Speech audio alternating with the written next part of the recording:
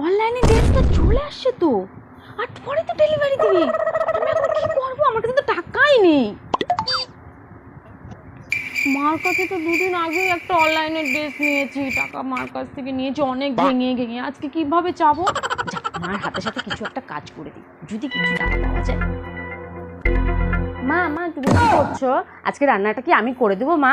দেখতে পাচ্ছিস না কি করছি? থাক, তোকে রান্না করে দিতে হবে না, আমি নিজেই করে নিতে পারি। মতলবটা কি সেটা বল না। কোনো মতলব না মা, শুধু 500 টাকার দরকার ছিল আমার। আমি তো জানি তুই এমনি তো আমার কাছে আসিস নাই এত আদর্শ হাক করতে, নিশ্চয়ই কোনো কারণ আছে। 500 টাকার দরকার না তোর, অনলাইনে আবার ড্রেস অর্ডার করেছিস। ড্রেস খেয়েছি, মা তো পুরো রেগে গেছে, এবার আমি কি করি? আজকে তোর বাবাকে আসতে দে বাড়িতে, অনলাইনে আবার ড্রেস অর্ডার করেছিস তুই। 500 টাকা নে, ধর তোর 500 টাকা দিচ্ছি। মা